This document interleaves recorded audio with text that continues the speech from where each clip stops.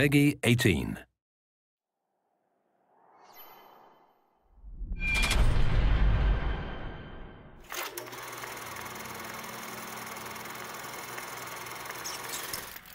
When you think about Bioshock Infinite's characters, in Bioshock 1, I think the biggest character in the world was actually the world of Rapture. And I think with Infinite, we're continuing that tradition as well, that there's a lot of narrative told in the world, and very much probably on the same scale as there was with Bioshock 1.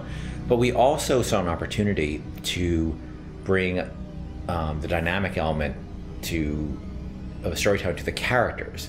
And our challenge is, of course, is that we don't have a very presentational medium. I mean, you think about storytelling in a lot of games, you're thinking about going to a cutscene or being locked into place, and that's not something we really like to do.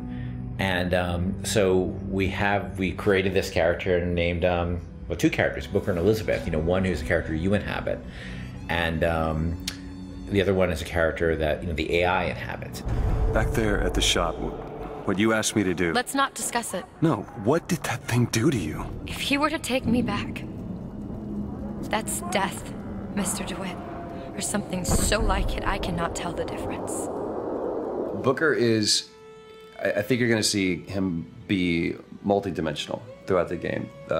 Starts off very, very simple, and if you know history at all, he's a former Pinkerton agent, which those were bad guys. Bad guys feared the Pinkertons. And the fact that he was kicked out of the Pinkerton agency should kind of give you a little bit of insight into what kind of guy he is. He's seen a lot. He's done a lot. He's got a lot to make penance for. And when he's presented this opportunity, which at first is just a job to him, of getting Elisabeth out of her gilded cage and taking her from point A to point B, that's where I think his journey starts, not just in a literal sense, but more of a metaphorical sense as well. Looks as if some desperate fella called this place home. What does that make us? Liz is interesting because she is really coming of age in this story, and she's figuring out what kind of woman she wants to be, kind of getting out of that little girl thing, which has been, even though she's a little bit older, I think being held captive, I mean, I would assume her whole life, or however long Ken decides, she's been held captive by Songbird. That's kind of halted her growth in terms of defining her independence.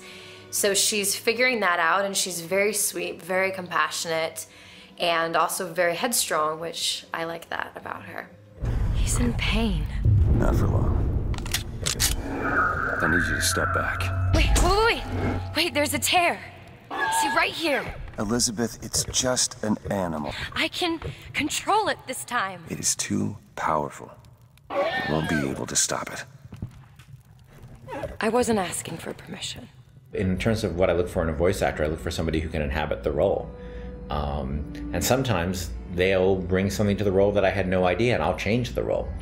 With both of them, I think I saw people who sort of inhabited the basics of what I saw in the character, but they were also very good at taking direction. They're very good at responding to feedback, and that's what I mean more. That it's less direction and more feedback, because a lot of times I don't even know what I want, and I'm just sort of saying, let's try in this area, and they're very open to that, and they're really generous in the process, and that's been incredibly helpful.